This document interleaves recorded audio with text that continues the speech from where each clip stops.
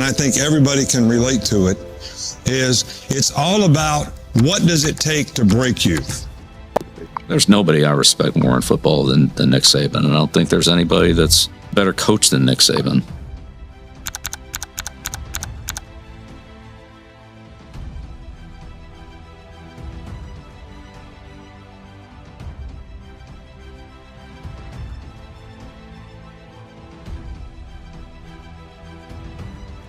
You ever wondered how important a coach is to a football player's career? Well, there is one coach that turned teenagers into professionals. He built a system that took small-town recruits and made them NFL prospects. Our goal as a program and as a coach is to help our players be more successful in life because they were in the program that we had. I think there's a lot of life lessons that you can learn in athletics, and hopefully they can carry those things over into things that are going to help them be, better parents, do a better job. One habit, one drill, one correction at a time. This is Nick Saban, not a miracle worker, but a relentless builder. In this deep dive, we'll walk his full path from Fairmont, West Virginia, to the practice fields, recruiting rooms, championship nights, controversies, and finally retirement. We'll show drills, recruiting pitches, film sessions, and the little details that separate college players from pros. If you love football documentaries, smash that like button, subscribe, and drop a comment. Which Nick Saban player changed the game for you? Stick around, we'll break down the plays, the timeline, and the habits that turned recruits into professionals. Now let's get into the video. In high school, Nick Saban played quarterback and defensive back, positions that taught both leadership and detail. He led on and off the field, learning how to manage teammates and accept coaching. Kent State University offered him the next step. At Kent State, he played defense under Coach Don James, a formative influence. I would never be a coach, never be sitting here as a coach if it wasn't for, Don James. I had no intentions of being a coach. He called me in after my senior year and said, "I want you to be a GA." I said, "I don't want to go to graduate school." And I was married, and Miss Terry had another year of college, and he said, "Well, you can't move away, you can't do anything else." And those college years were critical. Nick Saban learned how a program runs, how a staff organizes practice, and how film study can change player performance. One of his proudest titles came when he was in college at Kent State. 1972, the Golden Flashes were not the flashiest of football teams. In fact, that season was the first and only MAC Conference championship. They beat Toledo 27-9 to capture the crown, and Saban wasn't the only now famous face on the team. Kent State in the early 1970s was also marked by significant campus unrest. The 1970 protests and their aftermath shaped his view of leadership and responsibility. What the investigators have to determine then is whether indeed there was a sniper and whether the guard was justified in firing its weapons, or whether, as some people here believed, the guard, under the pressure of a rock-throwing attack, panicked and fired its weapons indiscriminately. And then the guard shot some tear gas up on the hill to disperse the crowd, and the kids picked it up and threw it back.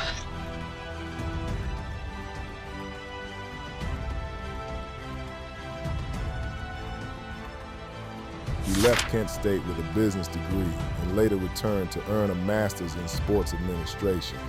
Those academic steps reinforced his belief that coaching is teaching and management as much as strategy. At Kent State, Nick Saban began to see patterns. Players who prepared deliberately improved faster than those who relied on raw traits. He learned to break plays into smaller parts during practice and emphasize repetition. Those lessons would define his methodology. Isolate a flaw, prescribe a drill, and repeat until the correct movement becomes automatic.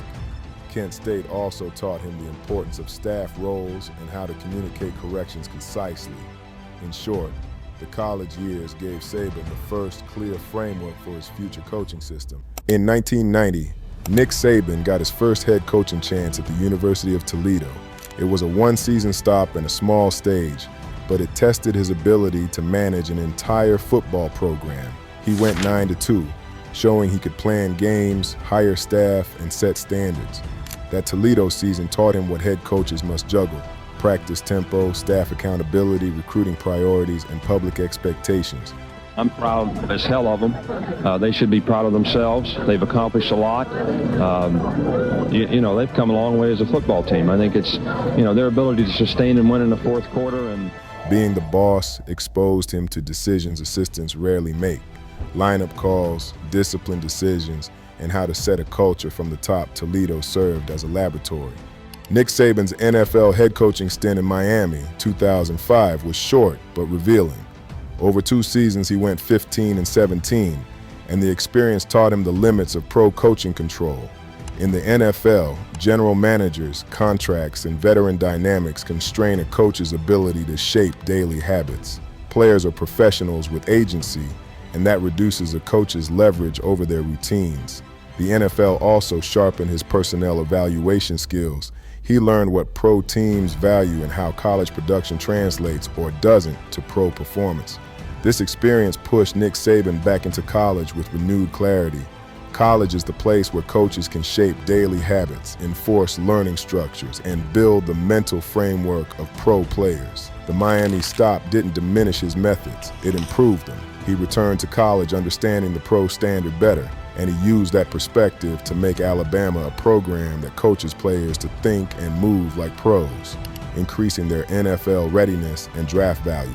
In 2007, Nick Saban arrived at Alabama and immediately set a new baseline. Year 1 ended 7-6, but behind the scenes he rebuilt staff roles, practice templates, and recruiting pipelines. That foundation produced the 2009 payoff with Mark Ingram's breakout season and the BCS National Championship win over Texas. Score Alabama 37, Texas 21. Ingram's development from recruit to Heisman winner shows the early blueprint working through strength programs, positional coaching, and film habits that turn talent into results on college football's biggest stage. The program also began producing NFL prospects like Julio Jones and Trent Richardson in subsequent classes, signaling the recruiting pitch worked. Come here, get coached like a pro, and earn draft stock. Nick Saban's first years focused less on immediate record and more on installing culture through daily drills, correction cycles, and staff accountability. Those structural changes later showed up in conference titles and playoff runs. The work in those early seasons was quiet, procedural, and foundational, and it set the template for sustained national contention. Nick Saban's recruiting system turned promise into proof. Targeted classes produced first-round names including Julio Jones, Mark Ingram, Trent Richardson, Amari Cooper, Derrick Henry, Tua Tagovailoa, and Mac Jones, and each of those players linked to game-defining performances later. Derrick Henry's development led to the 2015 Heisman season and Alabama's college football playoff appearance, while Amari Cooper's clutch catches helped solidify title-contending rosters. The staff tracked metrics such as 40 times, hand size, and game film efficiency, family context, and coachability, then sold a development plan with specific drills, position coaches, and NFL exposure recruiting wins fed playoff runs. The 2011 and 2012 BCS and CFP era classes supplied depth for repeated championship appearances. The pipeline also identified under-the-radar prospects who later starred in bowl games in the NFL, proving the system's projection accuracy. Amari Cooper's route refinement surfaced in key SEC and bowl games, boosting draft stock. Tua Tagovailoa's midseason development in 2018 led to game-changing plays and title runs and NFL projection. Mac Jones's 2020 efficiency through the playoff gauntlet shows rapid maturation under an accelerated coaching template. These cases link practice prescriptions to on-field outcomes, such as clutch plays in conference championships, clutch drives in playoff semifinals. Jones, the owner and GM, said, Amari looks like he's making a bid for his cash.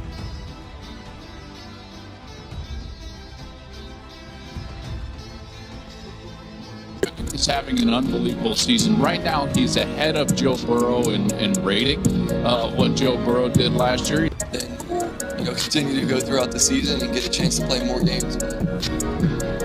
And dominant performances in national title games, proving that developable traits translate into postseason success.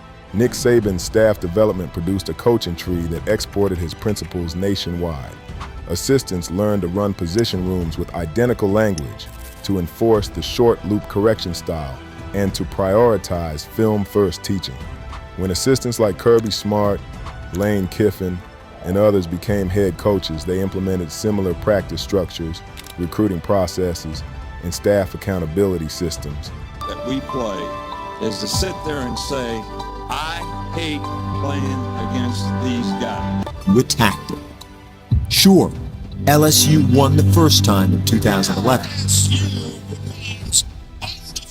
You know, Kirby was really enthusiastic, bright, good teacher, related well with players when he first started. These coaches produced playoff and championship runs where Nick Saban's style film work and drill progressions appeared on tape. The coaching tree multiplied the influence of the Alabama model success.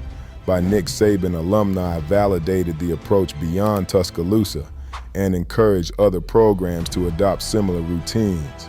Programs that mirrored Alabama's methods saw improvements in player polish and NFL readiness, which in turn made their recruiting pitches more compelling. When we want to go fast, these guys ain't even getting lined up. Yeah. This wasn't just something that pulled out of the hat. You know, it was 3 games in the making. Execute the plan, but we also got to play with a relentless competitive attitude for 60 minutes in the game. It's been like 2 heavyweight fighters for 15 rounds. Because of this one position that we have not been able to solve, I just felt like I couldn't control my own destiny. That diffusion changed the coaching market and normalized practice designs that prize process and repeatable player development across Power 5 programs. Saban's timeline is defined by institutional milestones and championship stress tests.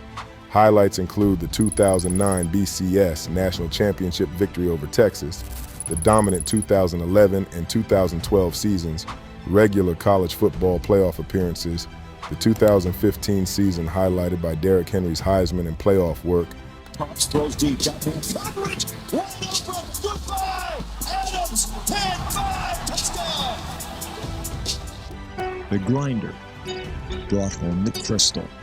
The Crimson Tide is back. I sort of respect you, and then you respect the rules that we have around here. And if you can't do that, you really shouldn't cover our team. Trust, respect for each other, and what everyone's role is and what they need to do. The 2017 title and the 2020 CFP National Championship, where Mac Jones and Devonta Smith starred in a 52-24 win over Ohio State. Each postseason run served as a validation point where the development system faced elite opposition. Playoff games and conference championships exposed areas for improvement and informed off-season priorities. There's only 2 defenders. You can count on Devonta Smith to make one guy miss. That's Clarence Lewis, the freshman cornerback. There's only one other guy. Obviously, we prepared for it, and they didn't really give us anything we didn't see. But once you go out there and experience it, you just kind of got to find a groove a little bit. And Jones scanning the field. Lobs one Devonta Smith. Touchdown, Alabama. But the timing and the accuracy on the move by Mac Jones, spectacular. Staff used postseason film to tune recruiting targets, practice progressions, and tactical changes, turning shortcomings revealed in playoff matchups into next season improvements. These major moments show where drills, film study, and recruitment coalesced into national titles and where the program learned to iterate. Nick Saban's retirement transitioned him from daily architect to mentor, commentator, and elder statesman while testing the program's institutional durability. As good an assistant coach and as loyal assistant coach as I've ever. As sports sources report, Saban informed his team that he would be retiring during practice earlier this afternoon. The systems he built, including staff structures, recruiting pipelines, and practice templates, aimed to sustain postseason performance after his departure. Succession planning emphasized staff continuity and retaining core routines, so new leaders could preserve technical standards while evolving tactics. Nick Saban's public role in clinics, commentary, and advisory work continues to shape coaching practices nationwide as assistants trained under him implement similar methods at playoff contending programs. The true test of legacy is whether institutionalized processes can reproduce high-level results without day-to-day oversight from the originator. Retirement is both an end of an era and a stress test for the pipeline that must continue producing pro-ready players for conference championships and playoff success. Nick Saban's legacy is a complex mix of championship validation, NFL placement, and ongoing debate about ethics and player welfare. The number one thing that you'll want to talk about is the quarterback controversy, so you can ask all the questions about it, but it's still to be determined. A coach is many things. A teacher, a leader, and most fundamentally, a decision maker. I got it said to me by the media already that if you have two quarterbacks, you have no quarterback. Well, I think we have two quarterbacks. The documentary ties named postseason outcomes to the development methods that produced them, including Heisman-level seasons and national championships that served as proof points. At the same time, viewers are invited to weigh trade-offs between institutional success and individual autonomy in an era defined by name, image, and likeness deals and transfer mobility. The core elements that turn recruits into pros are visible: film study, short loop correction, staff accountability, and a recruiting engine that supplies depth and quality.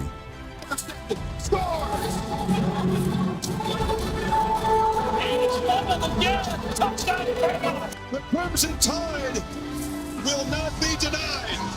I got it said to me by the media already. Nick Saban back on the summit where he has caught the bear with his 6th national championship. The closing question asks what matters most to the audience: consistent championship production or an evolving model that centers player agency and welfare? If you made it to the end of this video, smash that like button, subscribe, and tell us which player or coach you want us to analyze next. Thanks for watching Under the Helmet. Keep loving the game.